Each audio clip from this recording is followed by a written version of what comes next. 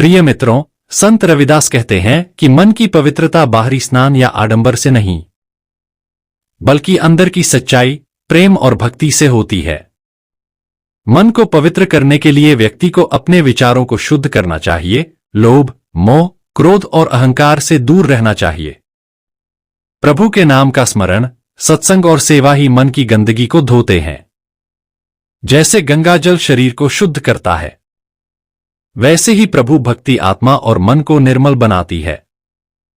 सच्चा धर्म, करुणा और सत्य ही मन की असली शुद्धि है। मित्रों, आज की वीडियो में संत रविदास के माध्यम से हम जानेंगे कि मन को पवित्र कैसे करें। चलिए इस ज्ञानवर्धक और शिक्षाप्रद प्रसंग को शुरू करते हैं।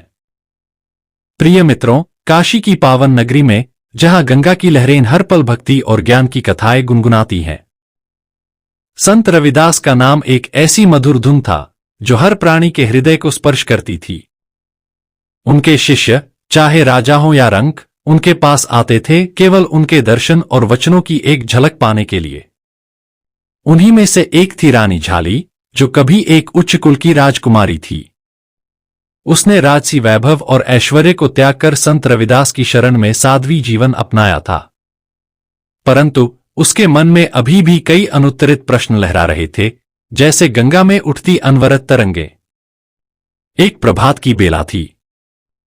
गंगा का तट शांत था और सूर्य की पहली किरणें जल को स्वर्णिम रंग से रंग रही थीं। संत रविदास एक वटवृक्ष के नीचे आसन पर विराजमान थे। मित्रों, संत रविदास के सामने रानी झाली कमल के आसन पर बैठी थी, सिर झुकाए, जैसे कोई गहन रहस्य को समझने की प्रतीक्षा में हो। सूर्य की किरणें संत के मुखमंडल पर पड़ रही थीं, जिससे उनका चेहरा और भी तेजस्वी प्रतीत हो रहा था। रानी झाली ने विनम्र स्वर में पूछा, गुरुदेव, मैं कुछ समय से अपने मन की अशुद्धियों को लेकर विचलित हूं। हम गंगा में स्नान कर अपने शरीर को तो शुद्ध कर लेते हैं, परंतु मन को पवित्र कैसे करें? मेरा मन बार बार भटकता है, जैसे कोई अंधा यात्री रास्ता खोज रहा हो। संत रविदास ने हल्की मुस्कान के साथ कहा, रानी, यह प्रश्न बड़ा ही ज्ञानवर्धक है, पर जो इसे समझ ले वह परमात्मा के निकट पहुंच जाता है। मन की शुद्धि का रहस्य बाहर नहीं, भीतर छिपा है। जिस प्रकार धरती पर गंगा, यमुना और सरस्वती का संगम त्रिवेणी कहलाता है, उसी प्रकार तुम्हारे अंतःकरण में भी 3 नदियां बहती हैं, इड़ा, पिंगला और सुषुम्ना। इनका संगम ही तुम्हारे चित्त को निर्मल बनाएगा। रानी झाली की आंखों में जिज्ञासा चमकी। गुरुदेव, क्या हमारे शरीर में भी नदियां बहती हैं? और यदि हां, तो क्या वे वास्तव में मन को शुद्ध कर सकती हैं? संत रविदास ने गहरी सांस ली और बोले, हां रानी, बाहरी नदियां जल से शरीर को शुद्ध करती हैं, परंतु ये भीतरी नदियां आत्मा को पवित्र करती हैं। आज मैं तुम्हें एक कथा सुनाता हूं, जो एक अंधे ब्राह्मण की है। यह कथा तुम्हें बताएगी कि मन की त्रिवेणी कैसे जागृत होती है और कैसे वह आत्मा को प्रकाश की ओर ले जाती है। प्रिय मित्रों, यह कथा बहुत समय पहले की है, जब प्रयाग नगरी में माघ मेला अपने पूरे उल्लास के साथ चल रहा था। गंगा और यमुना के संगम पर त्रिवेणी की महिमा गूंज रही थी। उसी नगरी में एक अंधा ब्राह्मण रहता था, जिसका नाम था भास्कर। वह जन्म से अंधा था, परंतु उसका मन वेदों और शास्त्रों के ज्ञान से प्रकाशित था। उसकी पत्नी देवमाला, जो कभी एक क्षत्रिय कुल की वीरांगना थी, ने विवाह के बाद तपस्विनी का जीवन अपनाया था। दोनों का जीवन सादगी और भक्ति से भरा था, पर भास्कर के मन में एक गहरी चाह थी। वह अपने भीतर की त्रिवेणी को अनुभव करना चाहता था। एक दिन माघ मेले की भीड़ में देवमाला ने भास्कर से कहा, प्रभु, आपने गंगा यमुना की महिमा का बहुत श्रवण किया है। क्यों न हम त्रिवेणी संगम जाए? शायद वहां का पुण्य जल आपके नेत्रों को ज्योति दे दे। मित्रों, पंडित भास्कर ने शांत स्वर में उत्तर दिया, देवमाले, मेरी आंखें बाहर की गंगा नहीं देख सकती, पर मैं अपने भीतर की गंगा को अनुभव करना चाहता हूं। सच्ची त्रिवेणी बाहर नहीं, हमारे अंतःकरण में है। देवमाला यह सुनकर उलझन में पड़ गई। वह सोचने लगी कि भास्कर का यह कथन कितना गूढ़ है। क्या वाकई कोई ऐसी नदी है जो भीतर बहती हो? मित्रों, उसी समय गांव की सीमा से लगे केवट वन से एक थकाहारा, पश्चाताप से भरा चोर मुक्ता दबे पांव गांव में प्रवेश करता है। वह चोरी करने नहीं, बल्कि अपने भीतर के पाप से मुक्ति पाने की आशा में त्रिवेणी स्नान को आया था।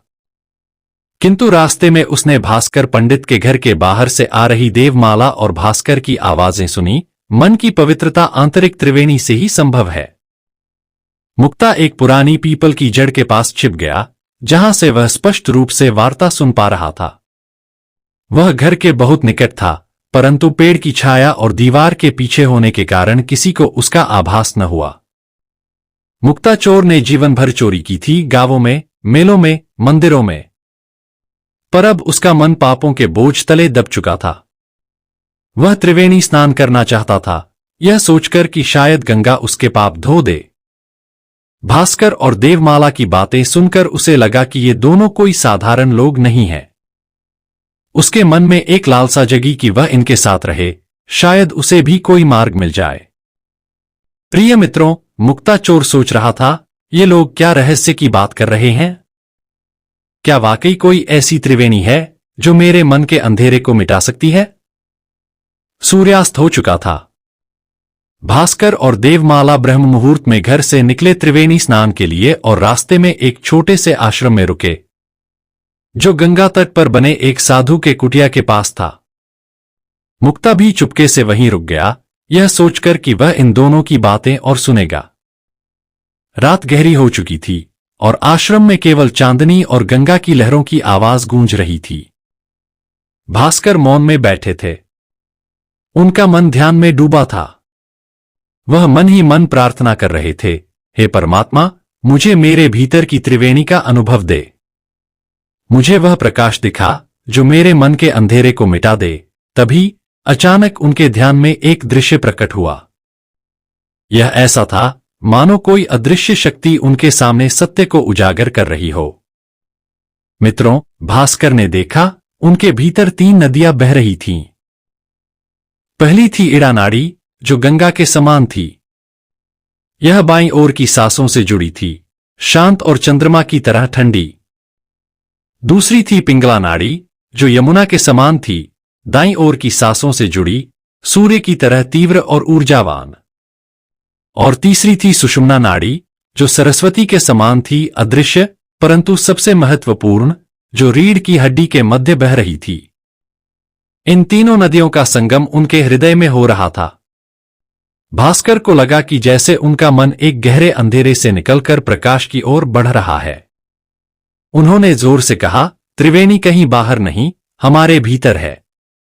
जो इन तीनों नदियों को संतुलित करता है, वही सच्चे तीर्थ का स्नान करता है। पंडित भास्कर के शब्दों की गूंज आश्रम में फैल गई। देवमाला, जो पास ही बैठी थी, उनके शब्द सुनकर स्तब्ध रह गई। उसने पूछा, प्रभु, आपने यह क्या देख लिया? भास्कर ने जवाब दिया, देवमाले, मैंने वह देख लिया जो मेरी आंखें कभी नहीं देख सकती थीं। मैंने अपने भीतर की त्रिवेणी देखी। मुक्ता, जो अब तक चुपके से उनकी बातें सुन रहा था, यह सुनकर फूट फूट कर रोने लगा। वह भास्कर के चरणों में गिर पड़ा और बोला, मैंने जीवन भर पाप किए। मैंने चोरी की, धोखा दिया, पर आज आपके वचनों ने मेरे मन का अंधकार दूर कर दिया। मुझे भी वह त्रिवेणी अनुभव करनी है। भास्कर ने उसका हाथ पकड़ा और कहा, मुक्ता, तुम्हारे पाप गंगा में नहीं धुलेंगे, बल्कि तुम्हारे भीतर की त्रिवेणी में धुलेंगे। करुणा, कर्तव्य और आत्मनिरीक्षण, ये तीनों तुम्हें मुक्ति देंगे। उसी क्षण भास्कर को एक अजीब अनुभव हुआ। उनकी आंखों के सामने का अंधेरा हल्का होने लगा।